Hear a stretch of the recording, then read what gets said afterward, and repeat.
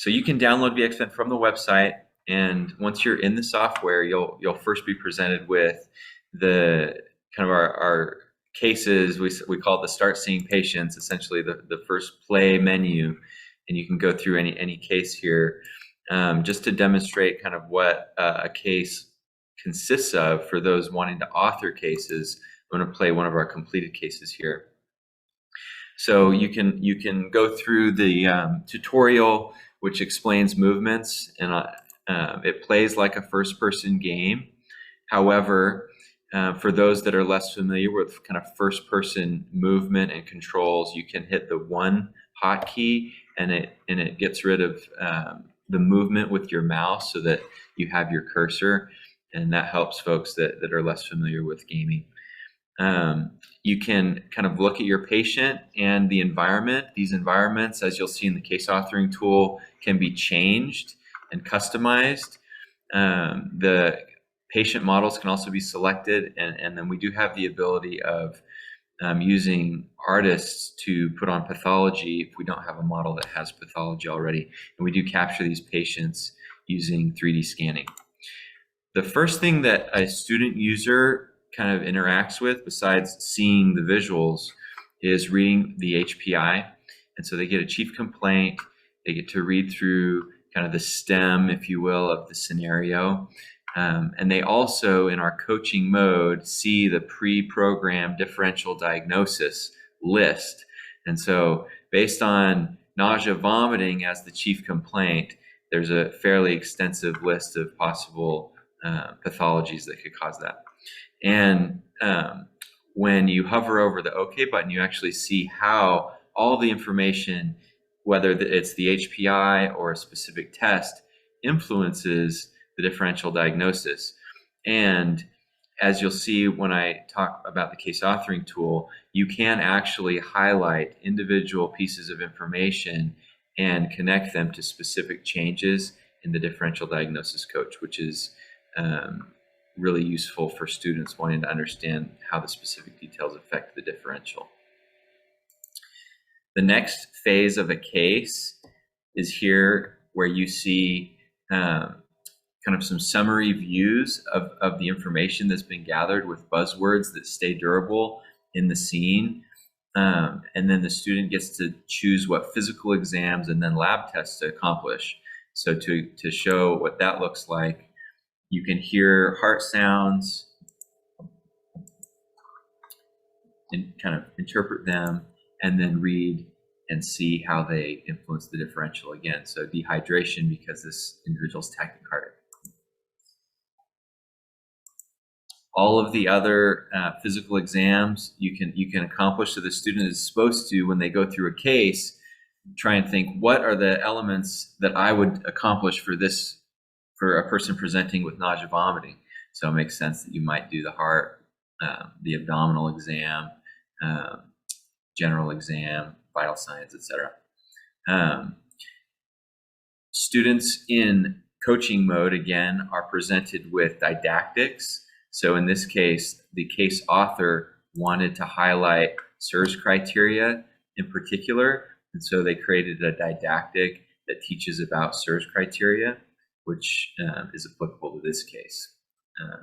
They can add images, links to outside resources, sounds, and then a description of that didactic. For the demo purposes, I won't do a full workup, but what we've discovered thus far is that this patient has nausea, vomiting, tachycardia, delayed capillary refill, and they had sick contacts in the HPI, and those are all kind of buzzwords for this case. And we've also gotten some experience points because we've performed tests that are indicated in this case. And so you can, as a case author, you can choose whether tests are an indicated test, contraindicated test, acceptable, meaning they don't count against you, or other, meaning if you do too many of them, they will count against you. And so when you're authoring a case, you can categorize the tests in those 4 ways, and they go into the scoring. So when a student is going through the case, they are earning experience points based on the workup that they've chosen to do. And I'll move on to lab tests. So I'll pretend I did a full physical exam, or what I thought was a full physical exam, and then I come and choose what lab and diagnostic tests I want to do. And so in this case, I think maybe it's important to see some electrolytes. So I'll do a CMP, and I got some experience points for that. So that's telling me I was on the right track, and I learned some things from the labs. In the latest version, this case was built with a previous version, it actually will show you high and low associated with each element of a lab, whether they're high or low. And we learn that this isn't simply a nausea vomiting case here, but by the CMP, we see that this individual has an acute kidney injury. And so that elevates certain things in the differential diagnosis and adds some more interesting didactics on how to assess for an acute kidney injury in a patient. And again, for efficiency and to not make this meeting too long, I'm going to skip and do, let's see, I don't remember if there was an EKG. Nope, not an EKG. Okay, there was an EKG here, but not a stress test. So you can see an EKG strip. Again, you can load images to any test if you're a case author, and then the students get a chance to interpret and try and analyze what that means for this case and what further testing they would want to do. So I'm going to hit finish. At the end, when you think you've done your complete workup as a user, you get to pick from the differential what you think is accurate. And in coaching mode, you do get the likelihood ratios applied to your differential diagnosis, but we didn't do a full workup, so not everything is showing up here, but I'm going to pick a few. And so we got some correct, 3 of 4, dehydration, SIRS, gastroenteritis, but we didn't get the acute kidney injury or the azotemia correct. Then you get feedback on your test performed. So I didn't do a GI exam, pretty important for a nausea vomiting case. And then there are some other tests that the authors of this case felt were indicated that I didn't accomplish. It gives me some reasons why they were indicated. So a urine sodium creatinine, they're telling me that this is going to be helpful in assessing the type of AKI, pre, intra, or post-renal. So feedback on the tests. Multiple choice questions, and I'm going to skip through these here, can also be programmed in. These can be inserted into the middle of a case after a certain physical exam or lab test, or if you don't discover them as the user, they show up at the very end of the case. Let me just look through. Again, you get feedback for incorrect and correct answers as well, and experience points. And so everything that goes into the scoring is the tests that you chose to accomplish, the physical exams and labs, the multiple choice questions, and your final diagnosis selection. Those all go into the scoring. At the end of a case, you're in this overview scene where you can go back and review didactics. Usually didactics have questions associated with them. In a lot of our cases, thus far that's the case. And then you can see buzzwords and do more of the tests that you may have missed to kind of learn more. Again, this is coaching mode. In assessment mode, you don't get any of the help. You just get the results. You can also bring in outside resources if you're a student wanting to study with videos or anything else. So from a user's perspective, they're able to do that. And that's an interesting part of the case. So that is the basics of a VxMED case. We came up with the idea trying to make textbook and lecture information more interactive and more gamified for student learners. That was kind of our motivation, and it really developed into a medical decision-making training simulation, as well as teaching the basic medical knowledge required to kind of analyze a differential diagnosis. So let me go back to the main menus and start talking about really what the purpose of tonight's discussion and the video recording is the author dashboard and how to create cases and author cases inside of VxMED.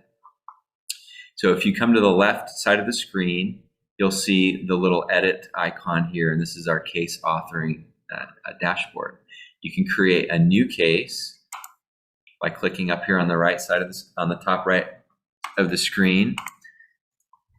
I'll make a demo case for us here. These are our user profiles. Let me go back to that, sorry.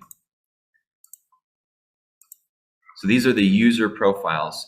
So specialties may have different sets of diagnostic tests or labs that they want to have included in the menus.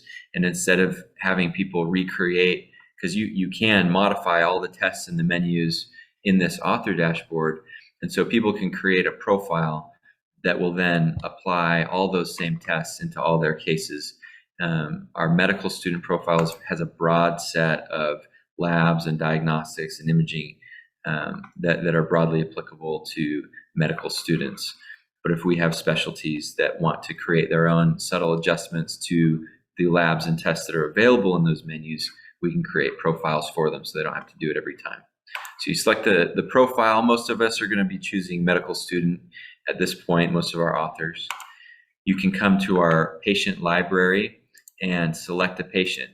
If a patient isn't available that would be applicable for your case, please reach out to us, and you can reach out to us at anthony@vxmedc.com or through our website, and we can custom create or custom order a patient model for your case.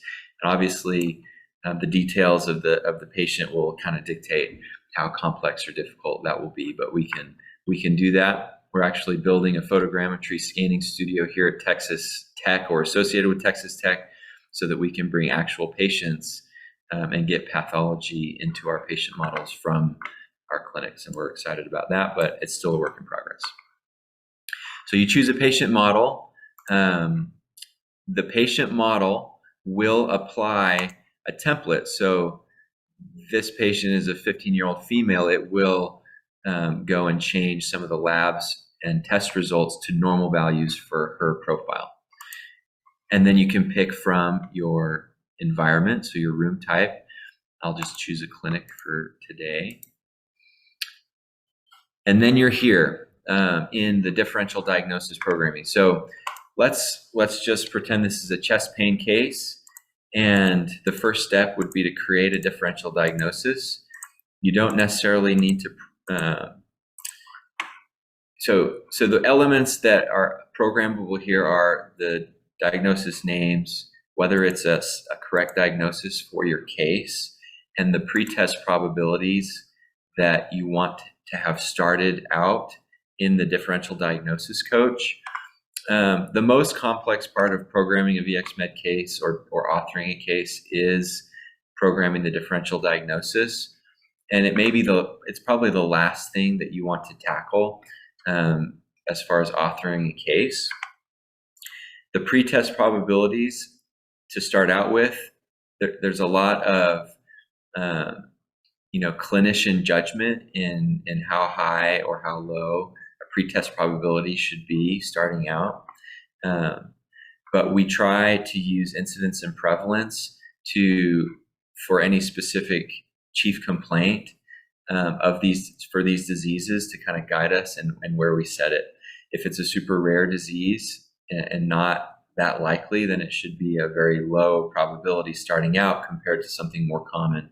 And so for like a chest pain case in a younger female, you would think of what are common causes of chest pain. Probably not atherosclerosis in a young female. So those should guide you in your programming of the pretest probabilities.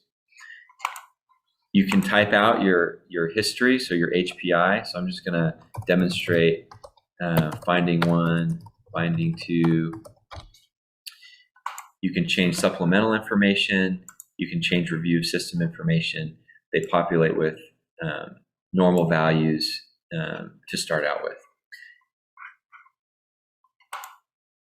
Physical exams are in this icon here, and these are all editable as well, and they pre-populate with normal values. like everything else. You can add elements, so you can add specific maneuvers to the physical exam that you want to show up when a user selects this icon. You can change these values here in the results. You can select which category this test belongs in: indicated, acceptable, other, contraindicated. And so just briefly, I'll talk about that again.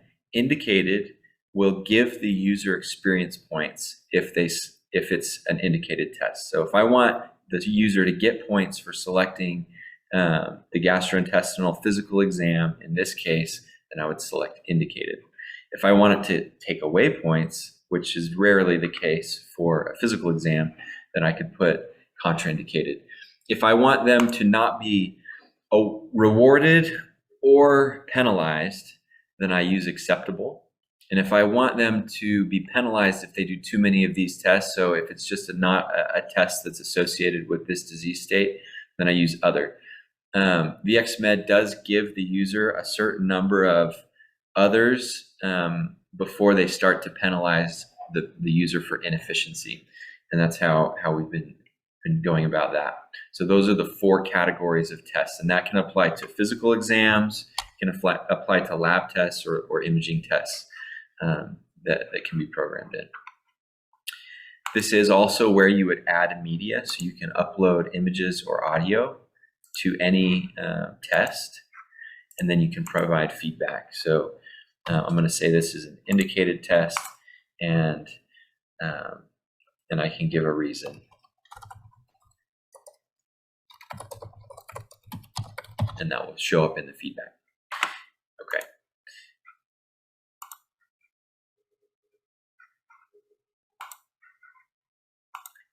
Here are our lab tests. So like I said, this is the medical student profile, and it's a fairly thorough set of physical exams, or sorry, not physical, of labs, diagnostics, and imaging that can be done.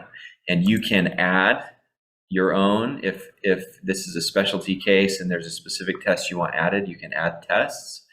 And again, you can save profiles if you modify these lists enough and you want it to create multiple cases that have those same sets of tests in them.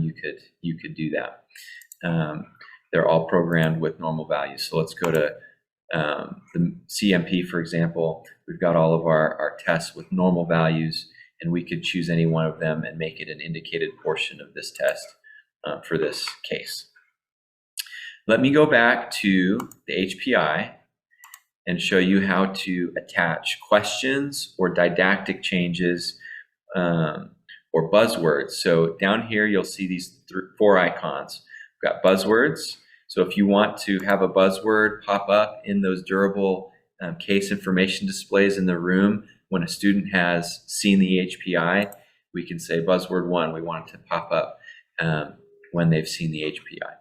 So I'll add that one buzzword. If we want to add a didactic, we can create our didactic here.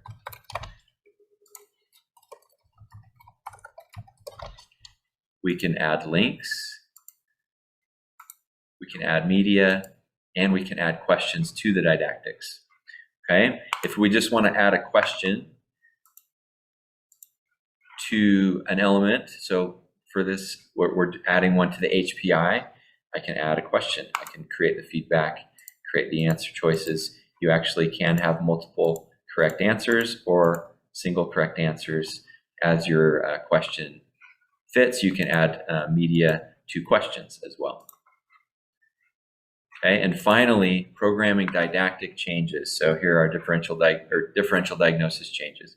So if I want to select diagnosis 1 and make it change based on information in the HBI, I can use this calculator to program that change. So it started out at 1%. And if I just want to take my slider and make it after finding 1, I can associate it with specific parts of the findings, or I can just make it general to the whole HPI. I can change the post-test probability after the HPI. I can also, if I have published data, cite a published source and use sensitivity, specificity, relative risk, likelihood ratios to make that change. I could use any of these of those pieces of data to program that change. So I'll hit save on that just to show you what that looks like. So now we've essentially created a case without much content, but we've created one, and you can now play the case. I'll hit save. We can play the case and go back and edit that case as we see fit. So here's our patient we chose. Here's our room environment. It's a clinic environment, and we can play our case. So here's our history of present illness. We have finding 1 that made a significant differential diagnosis change, and you click it to make it durable. We can move on. Okay, here's our programmed question that we associated with the HPI, and we can go ahead once the tutorial moves out of the way. Answer that question. We got experience points for it, and we also had a didactic element programmed to the HPI, which we didn't use anything, but we did have an external resource. Go to our website. So you can program in these external resources, so point of care tools or any other useful resource for the medical user, the student learner. Okay, that is the demo. So now I can go back to edit case. I can make changes, save those changes, and continue working on authoring my case. Really quickly, on the case authoring tool, there's the last bit of the demo before we can open up to questions. So here's my author dashboard, and I have a lot of cases here because we're working on a number of cases, but here's the demo I just created.